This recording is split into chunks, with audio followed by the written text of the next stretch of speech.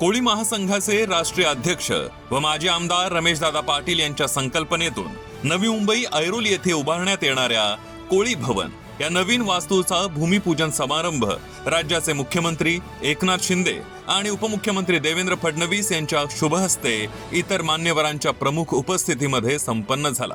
या प्रसंगी खासदार नरेश मस्के, आमदार गणेश नाईक, आमदार मंदा म्हात्रे, आमदार ज्ञानेश्वर म्हात्रे, आमदार निरंजन डावखरे, आमदार प्रवीण दरेकर, माजी आमदार संदीप नाईक, माजी खासदार विनय सहस्त्रबुद्धे, माजी विरोधी पक्षनेते विजय चौगुले, युवा नेते ॲडव्होकेट चेतन पाटील, तानाजी पाटील, विशाल पाटील, कोळी महासंघाचे उपनेते देवानंद भोईर, कोळी महासंघाचे कार्याध्यक्ष प्रकाश बोबडी, सरचिटणीस राजहंस टपके, माजी नगरसेवक, माजी नगरसेविका, समाज बांधव हजारोंच्या संख्येने उपस्थित होते।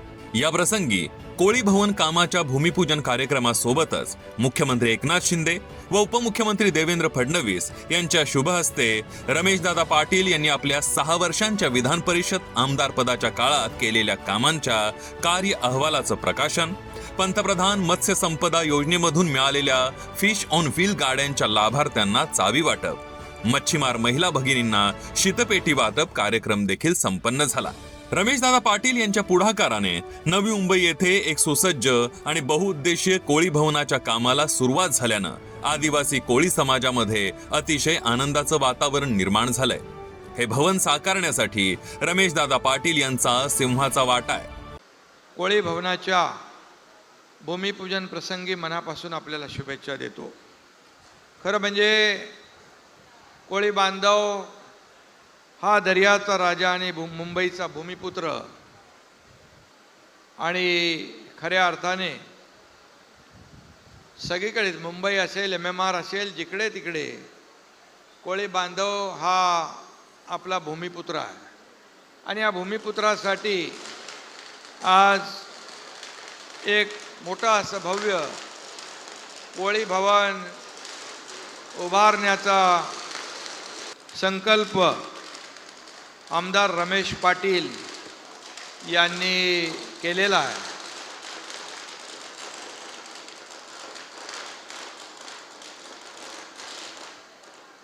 त्याबद्दल मी मनापासून आमदार रमेश पाटील यांचं अभिनंदन करतो, त्यांना खूप खूप शुभेच्छा देतो।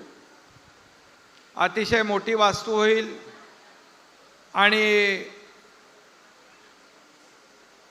त्या वास्तूचा उपयोग राज्यातून येणारे कोळी बांधव भगिनी घेतील आणि खऱ्या अर्थाने ज्याची गरज होती त्याचा पाठपुरावा रमेश पाटील यांनी देवेंद्रजी जेव्हा मुख्यमंत्री होते तेव्हापासून केला आणि त्याला आता मूर्तरूप आज आलोय।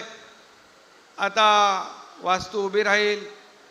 रमेश पाटील यांना देवेंद्रजींनी देखील सांगितलंय की वास्तू पुन्हा पुन्हा होत नाही, मोठी भव्य दिव्य वास्तू उभी करा। आता मी आणि देवेंद्रजी दोघंही इथं असल्यामुळे पैशाची काय आपल्याला चिंता करण्याची आवश्यकता नाही।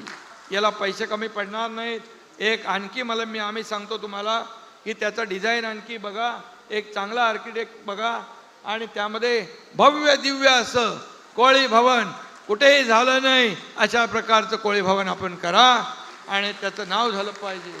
आणि म्हणून मी आजच्या या कोळी भवनाच्या शुभारंभ प्रसंगी, भूमिपूजन प्रसंगी आपल्याला खूप खूप शुभेच्छा देतो। आज अतिशय आनंदाची गोष्ट आहे की अनेक वर्षाच्या प्रयत्नांनंतर कोळी भवनाचं भूमिपूजन या ठिकाणी झालंय। खरं म्हणजे हा भूखंड मिळवण्याकरता रमेश दादांनी खूप प्रयत्न केले।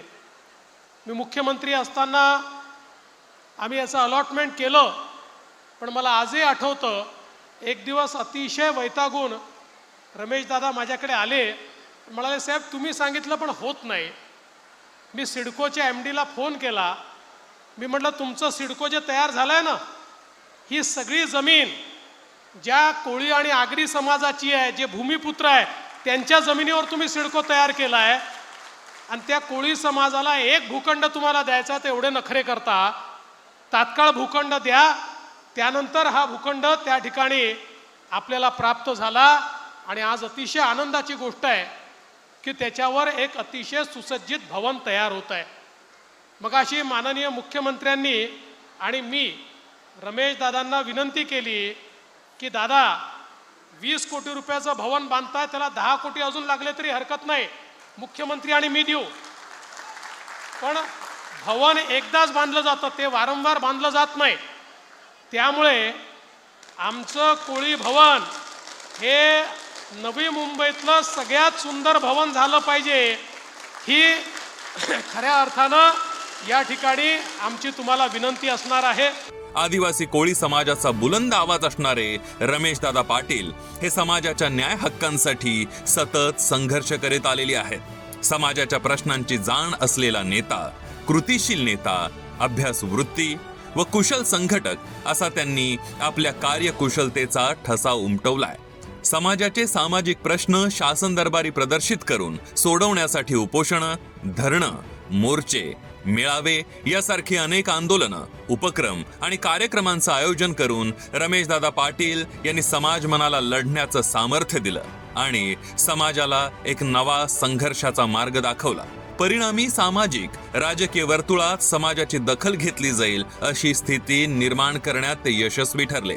आपण पाहिलं की एक सर्वसामान्य कार्यकर्ता, एक गोरगरिबांसाठी सातत्याने त्यांचा मुलगा पण असतो त्यांच्याबरोबर आणि तो पण सारखा धावत असतो आणि त्यांचं वैयक्तिक काही काम नसतं, पण समाजाचं काम असतं, लोकांचं काम असतं. जे काही प्रश्न घेऊन ते माझ्याकडे आले, एकही वैयक्तिक काम कधीच घेऊन आले नाही. जे आणलं ते या समाजाचं आणलं आणि म्हणून समाजाला न्याय देण्यासाठी त्यांचा जो प्रयत्न आहे त्याचं अभिनंदन करावं तेवढं थोडं आहे. नाईक साहेबांनी सांगितलं की पहिले आपण उद्योगपती होते आणि उद्योग सोडून आपल्या लोकांच्या सेवेचा उद्योग सुरू केला आहे आणि खऱ्या अर्थाने लोकसेवक म्हणून खरं म्हणजे समाजाची सेवा याच्यापेक्षा दुसरं काय. आणि म्हणून आज तुमच्यासाठी या ठिकाणी महाराष्ट्राभरातून लोक आलेले आहेत. ही तुमच्या कामाची पोचपावती आहे आणि म्हणून काम आपण करत राहा, बिलकुल काळजी करू नका. खरं म्हणजे रमेश दादांनी सांगितलं की राजकीय दृष्ट्या देखील आपल्या समाजाला त्या ठिकाणी प्रमुख जागा मिळाल्या पाहिजेत. आपण काळजी करू नका, आम्ही या ठिकाणी निश्चित समाजाची काळजी घेऊ आणि पुढच्या काळामध्ये, मागच्याही काळात समाजाचे प्रतिनिधी म्हणून तुमची काळजी घेतली आणि पुढच्याही काळात तुमची काळजी आम्ही योग्य वेळी घेऊ. तुम्ही काळजी करू नका. आणि दादा स्वतः करता काही मागत नाही, समाजाकरताच मागतात. त्यामुळे दादांची काळजी करणं हे आमचं काम आहे. मुख्यमंत्री महोदय आणि मी ही काळजी निश्चितपणे करू, हा विश्वास मी देतो. रमेश दादा सातत्याने कोळी समाजाकरता संघर्ष करतात.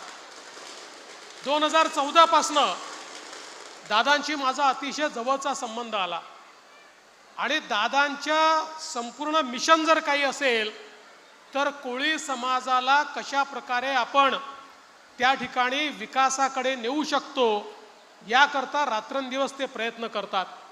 मग शीतपेट्यांचं वाटप असेल, फिश ऑन व्हील असेल, वेगवेगळ्या संकल्पना दादांनी राबवल्या. अनेक मार्केट्स त्या ठिकाणी त्यांनी तयार केले आणि मला असं वाटतं की ज्याचा उल्लेख त्यांनी केला, महाराष्ट्रामध्ये ज्यावेळी आम्ही अटल सेतू तयार केला त्यावेळी दादा आमच्याकडे आले आणि दादांनी सांगितलं, महाराष्ट्रामध्ये तुम्ही असा जेव्हा समुद्रात एखादा सेतू बांधता त्यावेळी सेतू बांधण्याच्या काळामध्ये आमचे मच्छीमार त्या ठिकाणी मासेमारी करू शकत नाही, मग त्यांच्याकडे कोण पाहणार. आणि पहिल्यांदा महाराष्ट्रामध्ये दादांच्या म्हणण्यावर आपण पॉलिसी तयार केली की अशा प्रकारच्या मच्छीमारांना कंपेन्सेशन देता येईल. 25 कोटी रुपयाचं कंपेन्सेशन ज्याचा उल्लेख त्यांनी केला ते केवळ आणि केवळ दादांच्या मेहनतीमुळे आज या ठिकाणी आमच्या कोळी समाजाला मिळालं. आणि आता महाराष्ट्रात ही पद्धत झाली की अशा प्रकारचं कुठेही बांधकाम होत असताना जर कोळी समाजाची अडवणूक त्या ठिकाणी झाली तर त्याला कंपेन्सेशन आपण देतो. आणि या निमित्ताने मी सांगितलं पाहिजे की ज्यावेळी आपला कोस्टल रोड आपण तयार करत होतो त्यावेळी कोस्टल रोडच्या काळामध्ये माननीय मुख्यमंत्री एकनाथरावजी शिंदे यांच्याकडे आमचे कोळी बांधव आले. ते म्हणाले की शेवटचा स्पॅन हा दुप्पट जर केला नाही तर आमच्या होड्याच त्या ठिकाणून जाऊ शकत नाही. अधिकारी सांगत होते स्पॅन दुप्पट होऊ शकत नाही, त्याच्यामुळे 1.5 वर्ष लागेल, त्याला जास्त पैसा लागेल. पण मुख्यमंत्री एकनाथराव शिंदेनी सांगितलं, जर कोळी समाजाच्या होड्या जाणार नसतील तर मला हे मान्य नाही, हा स्पॅन दुप्पट करा. तो स्पॅन दुप्पट झाला आणि आज आपण पाहू शकतो की आमच्या होड्या त्या ठिकाणून चालल्या आहेत. मी देखील आपल्याला सांगतो, एखाद्या समाजाला नेता कसा मिळाला पाहिजे तर तो रमेश दादांसारखा मिळाला पाहिजे. 24 तास सातत्याने ते लढा उभारतात, सातत्याने मुख्यमंत्री असतील, मी असेन, आमच्याकडे येऊन आमच्या कोळी समाजाच्या सर्टिफिकेटचा मुद्दा सातत्याने ते लावून धरतात, सातत्याने त्याच्यामध्ये एक एक पाऊल आपण पुढे जातो आणि माननीय मुख्यमंत्री देखील अतिशय सकारात्मकतेनं त्या संदर्भातले सगळे निर्णय करतायत. त्यामुळे मी निश्चितपणे आपल्याला सांगतो की आमच्या कोळी समाजाला जो न्याय मिळाला पाहिजे तो न्याय देण्याच्या दृष्टीनं निश्चितपणे आमचं सरकार हे कटिबद्ध आहे. रमेश पाटलांचा उल्लेख करायचा झाला तर नव्या मुंबईतला पहिला उद्योगपती म्हणून रमेश पाटलांचं नाव घ्यावं लागेल. फार कमी लोकांना माहीत असेल की या रबाले इंडस्ट्रियल एरियामध्ये रमेश पाटलांनी ऑक्सिजनचा प्लांट टाकला होता. परंतु एकूण समाजाच्या करता काम करताना उद्योगपती म्हणून उद्योग करून जमणार नाही म्हणून रमेश पाटलांनी त्या उद्योगाकडे दुर्लक्ष केलं आणि कोळी समाजाची कोकण किनारपट्टी सोडाच, परंतु मल्हार कोळी, महादेव कोळी या सर्वच घटकांना महाराष्ट्राच्या कानाकोपऱ्यामध्ये संघटित करण्याचं काम रमेश पाटलांनी केलं. हा रमेश पाटलांनी स्वतःच्या जीवनातला केलेला त्याग आहे. एकूणच ज्या उद्दिष्टानं इथलं हे भवन निर्माण होणार आहे की महाराष्ट्राच्या कानाकोपऱ्यातून येणारे विद्यार्थी त्यांना वसतिगृह कधीतरी कामानिमित्तानं मुंबईला आल्यानंतर त्या कोळी बांधवांना वस्ती करता या ठिकाणी जागा मिळावी. एकूणच रमेश पाटील आणि रमेश पाटलाचे दोन्ही चिरंजीव ज्या पद्धतीनं समाजाच्या कामाकरता अग्रेसर त्या ठिकाणी राहून काम करतात त्याबद्दल रमेश पाटलांनी उद्योगपतीचं ते उद्योगपती कॅन्सल केलं आणि समाजसेवक म्हणून भूमिका घेतली, त्याबद्दल रमेश पाटलांना ताल्या वाजवून शाबासकी द्यावी. माजी आमदार रमेशदादा पाटील यांच्या संकल्पनेतून साकार होणाऱ्या या कोळी भवनातून समाजाला एक दिशा देण्याचं काम केलं जाणार आहे. गेल्या अनेक वर्षांपासून कोळी भवनाची मागणी केली जात होती, ज्यात रमेशदादा पाटील यांनी पुढाकार घेत कोळी भवन निर्मितीचा वसा हाती घेतलाय. अंदाजे 70,000 चौरस फूट बांधकाम क्षेत्रावर तळघर अधिक तळमजला अधिक 6 मजले अशा प्रकारे भव्य दिव्य असं कोळी भवन निर्मित होणार आहे, ज्यामध्ये तळमजला पार्किंगसाठी असेल, तळमजल्यावर प्रवेश लॉबी आणि पार्किंग असेल, मेझानाईन मजल्यावर प्रशासन क्षेत्र असेल, पहिल्या मजल्यावर बँक्वेट हॉल असणार आहे तर दुसऱ्या मजल्यावर सुद्धा बँक्वेट हॉल असेल, तिसरा मजला रेस्टॉरंट आणि किचनसाठी असणार आहे, चौथ्या मजल्यावर 14 अतिथी खोल्या असतील तर 5व्या मजल्यावर 12 अतिथी खोल्या असतील.